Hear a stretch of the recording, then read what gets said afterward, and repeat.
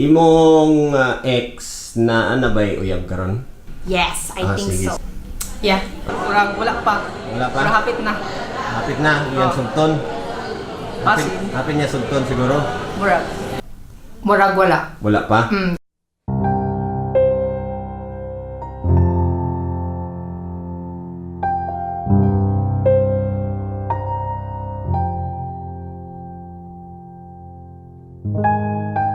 Say for example, magkauyab siya or naay sa kababaeng ma-partner niya. Unsa imong advice atong mahimong uyab sa imong ex? Sa girl, dili siya musugot nga kung mo give up katong akong ex musugot ra siya. Dapat iyak mong ipaglaban if ang conflict kay iyahang parents og siya. Dapat taas kag pasensya. Kay sige siya galit kung magkita mo. Mga girl, take care of him, love him the best as you can, and also good luck because trace mo na nimo nga imuha na siya. Anyway, wala ko naghabol sa iya. I move on already. So imuha na siya. Ay nag-insecure sa ko. So please lang, peace na ta ha. Kaya nagtawilig ko magmita sa personal ay nga mag-talk bito tag girls talk ana. It's your choice man. So wala ko mabuhat ana, gisultian na tika about kung sa siya pero wala man siya namina kay love lagi. Mata siya. Always kung maghanggat kay siya kaning kaon di mo kay mo brag mo man na yung hobby. Then daw yun, tagay siya always on time kay brag kinahanglan siya always on time para sa inyong duha. Tapos kung nanginanglan siya mo, dapat na-adjust ka. Anong wa pa gani kay uyab? Hantod karon. Kaya priority na ko ako self karon nga ma-better o para po sa akong family. Madlok na ka. O mahadlok kay tao raman. Sakit na ang gugma diay, sakit. Sakit kaya. Kay nay parts ako aga-hope nga mobalik siya after niya nga ma-prove iyang self sa akong parents. Worth it man ang sakit. Kay love man. Kay wala lang, dili na ako excited. Kaya masyada single-single. May uso karon. Gamba diri gamba dito. Sa mukha ko. No, or di ka gusto masakitan pa. Di man, okay naman. Dili sa dili ready, wala lang. Di pa lang jud ko excited. Kapuyan ko sa maghuna-huna nga na sa kikaaway, nasa kikalalis. Na sa di kasagot. Nanapila. Okay. Siguro wala pa nabot akong right guy. And siguro siguro plan si God nga nung wala pa sa karon. Because dapat pa ko mga priorities nga dapat na ko unahon. Char. Dili kaya ka nang madurang ka masakitan? Dili, actually, I'm so open. For now, 7 years naman siguro ko walay boyfriend. Totoo ka. Sakit kay sa heart. Actually, na ako yung mga ex-girl pa dili, may good siya seryoso. Char lang, lahat good ng in relationship ito kang love good. I'm looking for a love one. Char lang. Single ko because single lang, but manok sa mga basta ko, okay, malitad ako ng dagway. Malitad ako ng alam mo yan? Basin intimidating ka kay gwapa ra kay ka. Dili po sa lang Jol na cowboy kay ko, cowgirl de. Kung makabalo sa ako sa buang pa ko sa tanang buang actually. Unsa gyud tinuod na ay forever or wala? Actually mo to call forever, naigi forever. Pero kung sa mga butang something like mga butang like wala gi forever. Pero para sa ako siguro sa ako karon wala forever man. Kaya wala pa na ako nakita kong forever. Sabay ganun. Sa kuha, na may forever kay kung walay forever, wala man ta karon diri. Sa may atong mga sa atong mga parents, sayang love ba kung walay forever gyud, nagi forever. Pero wala pa sa karon. Kung naman dyan forever kung kamong duwa dili mo let go. Murag niya, mo na ako Nagi forever basta di lang jud mo let go. Kung di na jud niya kaya, wala jud forever. Kung ako na lamang gani ang ga-hold on sa among relationship, dili na siya worth it pa nga murag usik dili man sa usik nga yung usiko ni yung oras pero ikaw ra pangit mo gud kung one-sided lang ang relationship. Naaman siguro. Why? Wala di ay. For a lifetime naman yun siya. Kay igmamatay ang tao, ang dyan yapi forever. So, dapat na sila insurance. Charot. Kung naa kay power, any power, unsay imo i-punish or isilot sa nagpasakit sa imong heart? Ay, bad man na. Bad man na nga magsilot ka. Pero kung ako'y power, dili lang siya silot. Ano lang siya, kanang nga prayer na lang para mas positive, no? Di lang tamang sakit og tao kay, love wins. So, ano lang na unta last na niya. Kay naka-strike 2 na siya sa lahi nga babae, so dapat kana na gyud pod. Dili na siya mangitag lain. Mabuta siya. Ako siya pabalik na mabuta siya. Ano siya? Para di siya kita. Di siya Ano day, unsa day na sa iyong pagkakita? Eh, sige mo siya paglingi maglain man. Umuto, I hate him so much. Gusto ko ako rin makita niya, so mapawiran ako siya, hindi na siya kita. Ayan. Ana. Or kung makauyab man lang ako, gusto ko mag-power, gusto kong boyfriend nga, ako lang din niya makita nga gwapa, ako lang makita nga perfect, the best sa tanan-tanan. Ana. Mawatan silang feelings.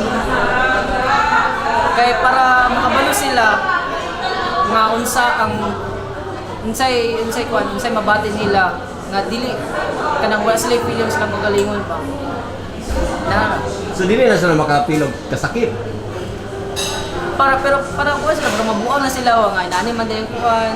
I will not punish ang katong tao nga nagpasakit sa ako kay kabalo mo ko nga katong time nga nagkami happy man ko adto lain man pud kayo nga mo pasakitan ng tao pod nga napahappy sa imo mulabaw man ang memories nga happy maker sa aton memories nga gipasakitan ko niya.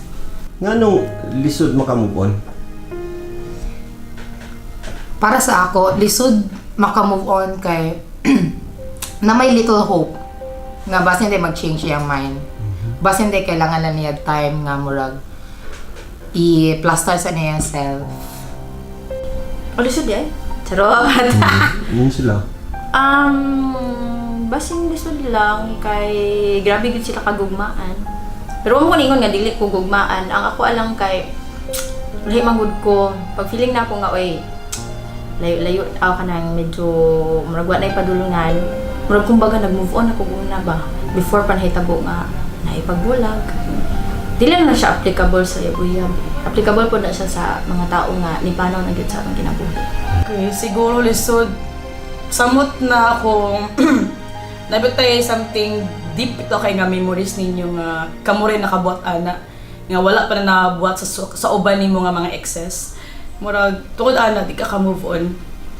Siguro lisod ang move on kay love pa rin mo sa katao. O gadahon pa ka nga balikan kaniya. Napakay hope nga one day maingon sa imo nga pwede ba kita otro. Kung tinuray to imo man niya ano, nagbulag pa man mo.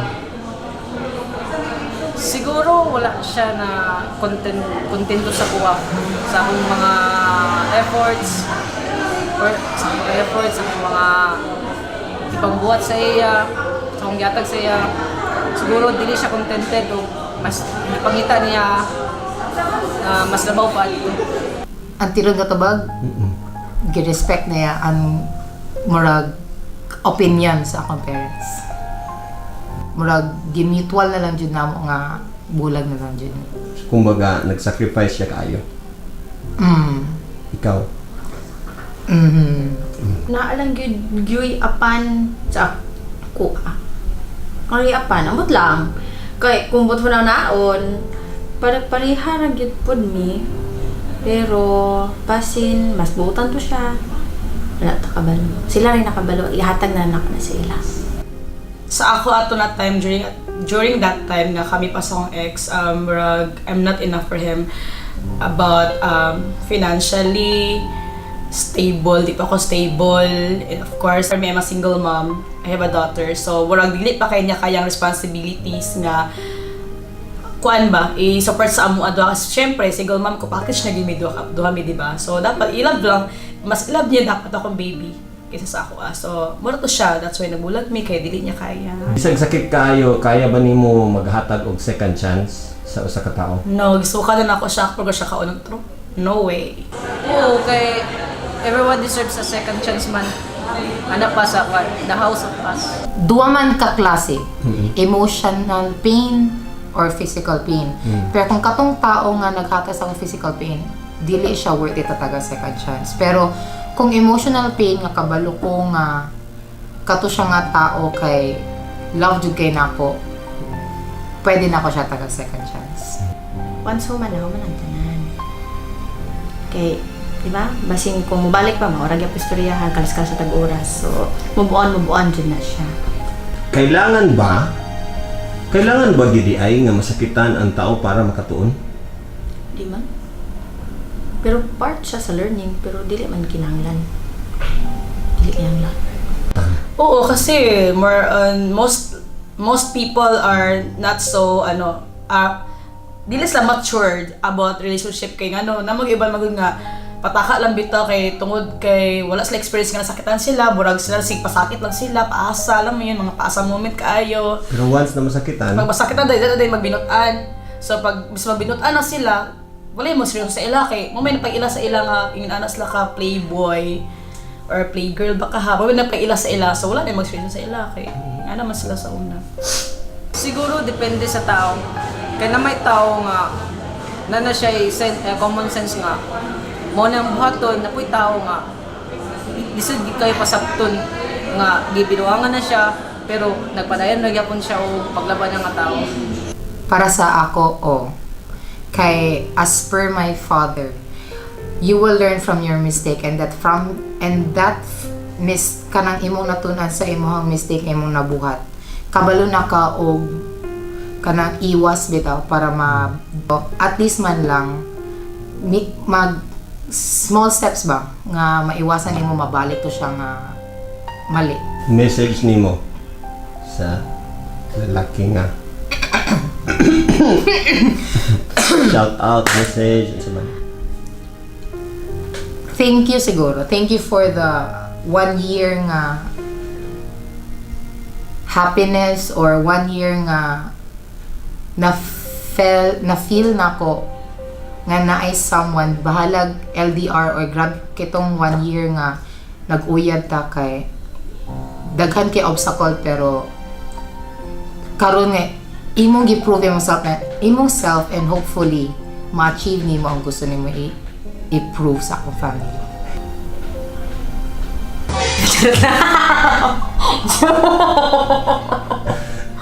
Di oy, happy life, kita kids. Ano lang, ay Diyos ko. Mali ka! I love you, goodbye. I love you, goodbye. Babe, even though sakit, pero dawato na ako. Napod ko yung pride. Mabuon ko para sa ako ang self and also for my daughter. For the best future nga akong matagpuan soon in the future nga mas better pa sa imo. That's all. Siguro kung asa mga karon hope nga kaning malipay ka sa imong kauban karon unta na kung sa mga memories nato nga gipangkuan sa una gipang ubanan dito nimo malimtan o magpadayon na sa imong heart ug sa imong soul.